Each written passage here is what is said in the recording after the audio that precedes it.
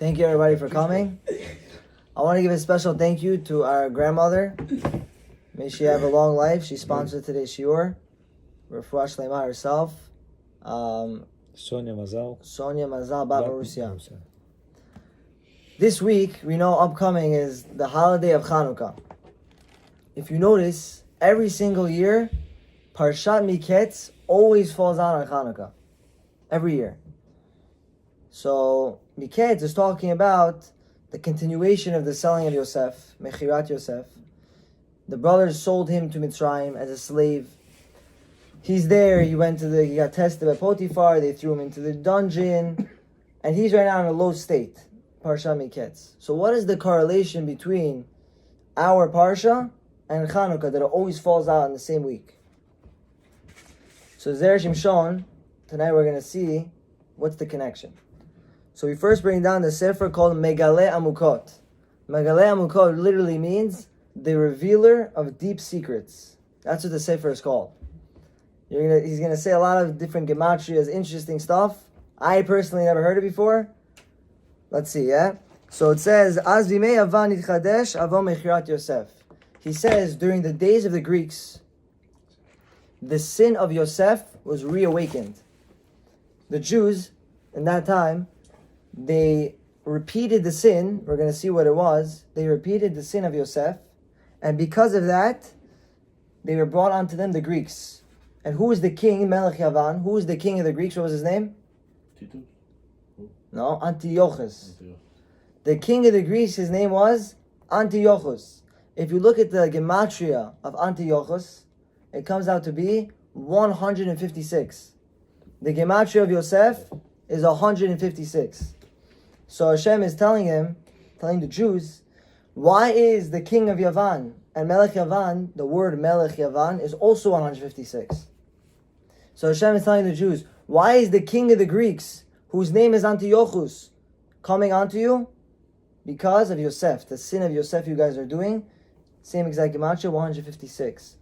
And that's why the Greeks, the Midrash says, that the Greeks forced all the Jews on the horn of your ox. They said, you got to write, we have no chelek be'elokei Yisrael. Every Jew had to go to their ox on the horn and grave, we have no portion in the God of Israel. What does that have to do with anything? Why the horn of an ox? So in the Sefer Dvarim, it says that Yosef was called an ox. So they were trying to hint out to the Jews, why are we overpowering you right now? Because you failed, because you did the sin of Yosef. And Yosef was called an ox. Azaya bishnat reshut gimel lebinyan beit hasheni. When did the Greeks attack? Which year? They attacked in year number 213. 213 years after the Jews built the second Beit HaMikdash, the Greeks attacked them. And where do we see this in the Torah? In the Torah we see this hinted. Lavan chased Yakov. Yakov ran away from Haran. He didn't want to be in Haran anymore. He wanted to go back home. He wanted to go back to Israel. And while he was going back, he sneaked away from Lavan and he ran away. Lavan quickly got up to him. Right, he has 12 kids, he has 4 wives, he has a lot of cattle, so he's going pretty slow. Lavan quickly chases him, and he says, why are you leaving? How could you do this to me? And they basically get into an argument. Then at that place, they make a peace treaty. They say, you go your way, you go back to Israel, I go back to Haran, we don't cross paths. And they made a truce. Yakov named the truce Gal Ed, which means the stone witness. Lavan's like, no, I don't want to call it Galed. I want to call it Yegar Sahaduta. What is Yegar Sahaduta? So he says, this truce is only going to last for Yegar amount of years. What's Yegar? Yegar is gematria 213. He said, when your kids are going to come back out of exile, right, you're right now Yaakov Avinu, you're going back into Israel after you were put into exile. So too, your kids are going to one day come back from exile, go back to Israel, and they're going to also only going to have peace for 213 years. After 213 years, the Greeks are going to attack. Amen. So now we know that the Greeks attacked in year number 213. Why did they attack? Because the Jews sinned. They repeated the sin of Yosef. The Zohar brings down that why were the Jews put into Mitzrayim? What was the sin? What was the sin? We're going to get into that. The Zohar is going to explain right now. So the Zohar says, why were the Jews put into Mitzrayim? They were put into Mitzrayim because the Shvatim sold Yosef. Because of Mechirat Yosef, they sold him to slavery. We got put into slavery in Mitzrayim. In Egypt, we were put into Mitzrayim. In Egypt, we were put into slavery. So he says, how do we come out of the slavery? Hashem gave us a gift. The gift is called Shabbat. The Zohar explains that apparently Yosef is Keneged Shabbat. And when we keep the Shabbat properly, we're atoning the sin of Mechirat Yosef. We're atoning the sin of selling Yosef. And that's what we had the zechut to leave Mitzrayim. We had the zechut to leave Mitzrayim because of Shabbat. That's why we were given Shabbat in Mitzrayim. So when the Jews left, they were redeemed, they were brought to Israel. But then they started not keeping Shabbat properly. They kept Shabbat, quote unquote. But they weren't really doing all the halachot properly.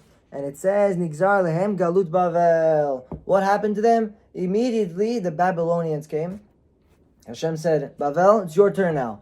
Put the Jews into exile. And the Jews were put into exile for how long? 7 years. 70 years. That was the time of the, pretty sure, the Purim story. So the Jews were put into Bavel for 70 years. 70 years they're in exile. Hashem redeems them. He brings them back to Israel. They return back to Eretz Yisrael. And they rebuild the Beit HaMikdash. But not so soon. They go and they do a sin. Now you ask, what was the sin? The sin of Mechirat Yosef was Sinat Chinam. During the second Beit HaMikdash, they had baseless hatred. They saw one guy for no reason. They started making fun of the guy. They don't like the guy. They don't like the way the guy looks. And they just had always arguments and fights. They had no shalom between each other. And because of that, Hashem said, I will bring upon you the Greeks. Now we understand why the Greeks came in the 213th year. Because how do you say arguments, fights in Hebrew? So one word is machloket. Another way to say it is a riv. Riv is when two people are arguing. When they have hatred towards each other and they're arguing. So, ki riv hu meriva. Riv means to argue. The gematria of riv is 212.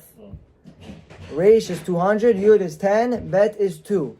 So the gematria of argument, Sinat Chinam, is 212. So Hashem said, I'm going to bring upon you the Greeks at the year 213. Showing you what's the reason you're getting them in 213? Because you had 212. Because you went through 212, because you went through Sinat Chinam, because you went through fights with Jews, and you guys did not have brotherly love, you guys were always hating each other, that's why I'm going to put the Greeks onto you. And the same thing happened with the Shvatim. Bunch of brothers. 10 brothers gang up on the younger one, and they sell him as a slave. Sinat Chinam, baseless hatred. And because of that, we repeated the sin that the Shvatim did of Mechirat Yosef, and we were put into exile. This time we didn't leave Israel, but the Greeks oppressed us inside our country. Inside Eretz Yisrael. Now the Greeks know that they are ruling over us because we did the sin of Mechirat Yosef. So they said, there's 3 things that can atone for the sin for the sale of Yosef. So the first thing we spoke about, Shabbat. Shabbat, the Zohar said, is Keneged Yosef. So Shabbat has the power to atone for that sin. So what was the first decree that they did? Jews, no more Shabbat. Number 2, the second decree was Rosh Chodesh. Ever wonder why are they decreeing against Rosh Chodesh? Rosh Chodesh, who do care about Rosh Chodesh? Why was that one of the big decrees? Holidays. Exactly. So one, the simple pshat is that just the holidays, because they're not going to know when Pesach is, we're not going to know when Shavuot, because everything is based on the moon. But we explain, Rosh Chodesh is the way we atone for the sin of Yosef. Which korban do we bring on Rosh Chodesh? We bring a korban of a goat. Last week's parsha, when they sold Yosef, what did they right away do? They went, they shechted a goat, they took its blood, they dipped the ketonat pasim, Yosef's garment, they went up to the father, whose cloak is this? Do you remember whose cloak this is? And he said, that's Yosef's. They said, oh, we think a wild animal ate it.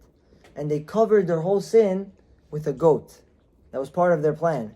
So he said, Shem said, in order to atone for the sin of Yosef, I'm going to give you a korban on Rosh Chodesh, the korban of a goat. How many times does Rosh Chodesh happen during the year? 12 times. Keneged, 12 Shvatim. Each Shevet has its own month to do its atonement. Reuven is the first month, Shimon is the second month, Levi is the third month. And we go through these 12 months to atone for each Shevet. And you're going to tell me, there's a leap year. Last year was a leap year. It's 13 months. So we know sometimes Shvatim are 13 because Yosef gets substituted for Menashe and Ephraim. So we see that the second decree that the Greeks put onto the Jews is to take away Rosh Chodesh. That's it, Rosh Chodesh out. We don't want you to atone for the sin of Yosef. We want to keep the rule over you. And number 3, third decree was Brit Milah. They said no more Brit. No more Brit Milah. Why? Yosef is Keneged the 6th Tefirah, which is the Brit, which is Yesod. Yosef, his attribute is Brit Milah. He made the whole entire Egypt, the whole entire Mitzrayim. He said every single Mitzri has to get a Brit Milah. At that time, every Egyptian had a Brit Milah. To get food. He made everyone circumcised. The whole world, I think, yeah. He made everybody get circumcised. So we see that the 3 things that were presented Yosef, that were able to atone for the sin, to get rid of the Greek exile, the Greeks said, no. All these 3 mitzvot, you're not allowed to do. And of these mitzvot, we know there's, out of 613 mitzvot, there's 3 mitzvot that are called otiyot. They're called signs. They're called the signs of a Jew. It's what makes a Jew a Jew. If you don't have these 3 signs, you're not a Jew. What are they? Shabbat, Brit Milah, and Tefillin. The 3 signs of the Jew. It's what shows a Jew that he's a Jew. Now, on a weekday, when we don't have Shabbat, what are the 2 signs? Tefillin and Brit, because we know there's a rule. In court, how many witnesses do you need? 2. So Hashem says, so to you guys. In order to show that you're Jewish, you only need 2 witnesses. So on Shabbat, what do you wear? Put on tefillin. You have a Brit Milah always. On Shabbat, you have Shabbat and the Brit. So you always have 2 signs. You always have 2 witnesses. But the Greeks came and they said, no more Shabbat, no more Brit Milah. We're taking away 2 out of the 3 signs. What are you left with? Tefillin. That's it. 1 witness. Is it good in court? No. 1 witness is not good in court. So they said, we want you guys, you Jews, not to have any more sign that you're connected to Hashem. You have no way to show that you're part of Hashem. And that's why they made them write on the horn of the ox, we have no chelek, we have no portion in Elokei Israel. We have no portion in the God of Israel. We have nothing to show we're Jewish. You took away our Brit and you took away our Shabbat. And that was the whole goal of the Greeks. They wanted to rule over the Jews and make it that they can never rebuild their Yiddishkeit, rebuild their Judaism. But at the end of the day, what did the Jews do? They did teshuvah for the sinat chinam. The sin was, they had baseless hatred, and they fixed that. And because of that, they were saved. Hashem made a miracle, they won the war. They came to the Beit HaMikdash, and we all know, they lit the candles, and Hashem made a miracle with the oil. What happened to the oil? Lasted. 8 days, it lasted. And what is that called? We have a famous line. It's called Mitoch Afela Ora. From the darkness came about the light. Hashem brought light from amidst the darkness. She'ora begimatria oriv. Ora is gematria 212. So Hashem is symbolizing, with this special miracle of the light, that you fix the sinat chinam, you fix the riv, the fights amongst you guys. The 212, you fixed it, and I'm giving you Ora, a special light, which is 212 keneged, the sinat chinam keneged the riv. You guys fixed the problem that you did, the fight, the sinat chinam. But the question is, why is it mitoch afela ora? Why does it say from with the darkness, within the darkness came light? If you go to a dark room and you turn on the lights, what's that called? It was dark, and afterwards it's light. So why does it say that the light came from within the darkness? What's that trying to hint to?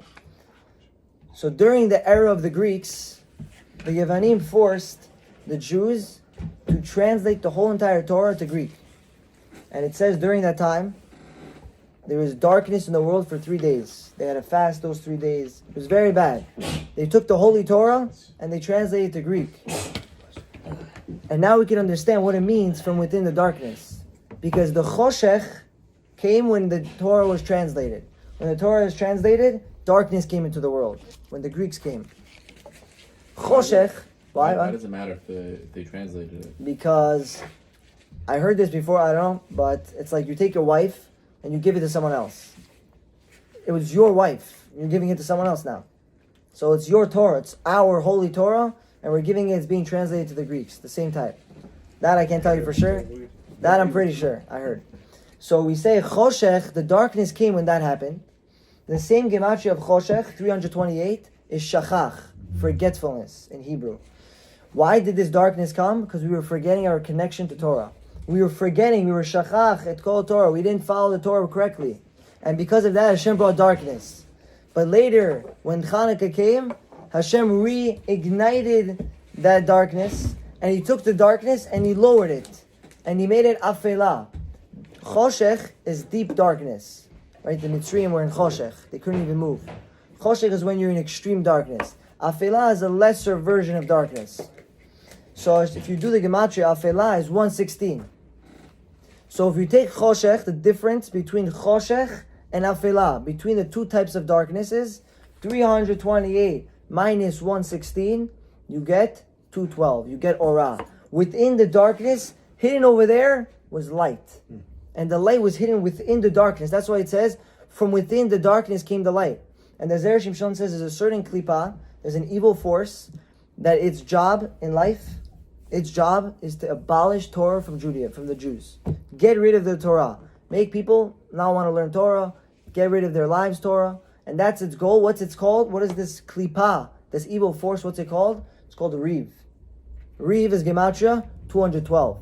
So the ora, the light that was hidden within the darkness, came and fought against this evil klipa. And it said, we will remember the Torah. We will not abolish it. We won't have the choshech, the forgetfulness, the 328, and rather we're going to bring back the Torah and destroy the klipa of Riv. That's what it meant. The light was hidden within the darkness. And the Midrash Tanchuma says that Rabbi Yeshua ben Levi, it quotes Rabbi Yeshua ben Levi, and Rabbi Yeshua ben Levi says three very interesting phrases. He says, Mitoch tzara revacha. From within suffering will come relief, goodness. Mitoch afela ora. From the darkness will come light. And number three, mitoch nibulan shel tzadikim romemutan. From the disgrace of the righteous people, the tzadikim, will come their loftiness. So what do these three things mean? So we know, the Chachamim explain, that a person's success is hidden behind his suffering. When a person goes through suffering and tests, that's what brings him higher and higher. Where do we see this from? Famous example, Avraham Avinu. Avraham Avinu had 10 famous tests. The 10 nisniyonot of Avraham. They weren't easy. He had to almost kill his kid. These are sufferings he went through. But if he never went through these sufferings, he would never become the tzaddik. Avraham Avinu, the father of the Jewish nation, he would never become that. Only through the suffering could a person achieve success. When a person passes his tests and says, I'm going to go through the pain, and he still follows Hashem, that's how he reaches the high levels. And it says, Zehu mitoch tzara revacha.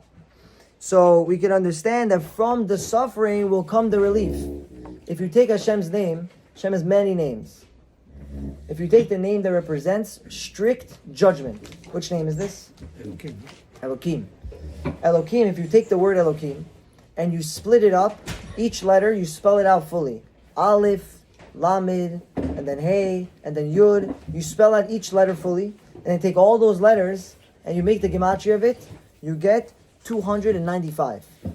So Elokim is gematria 295, strict judgment. The word tzara, which means suffering, pain, also 295. Tzad is 90, Reish is 200, Hey is 5. So 295 equals suffering, and also equals Hashem's name Elokim, which is strict judgment. And it's saying, Anu kol kavantenu hilafoch oto rachamim. When we're davening to Hashem, our goal is to take the suffering, right? We're davening to Hashem when we're in suffering. We say, Hashem, take our suffering and make it into relief, make it into goodness.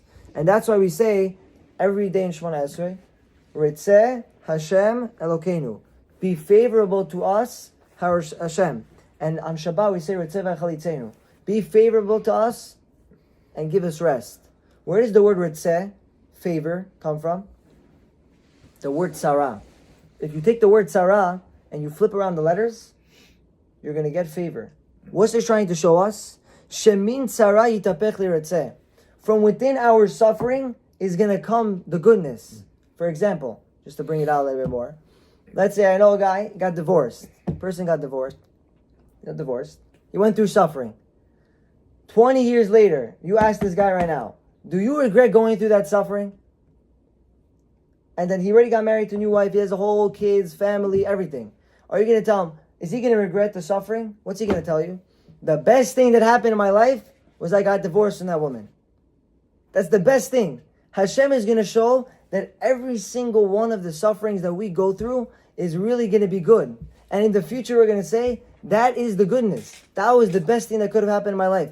Hashem is going to take the word tzara. You just got to flip it around. You don't see it. But really, it's just all hidden. It's really a ritzeh. The second phrase, mitoch afela ora, from the darkness comes the light. Shemilat afela titapech v'tiyeh hapela. The word darkness, afela, if you switch around the letters, you get miracle. You get wondrous miracles.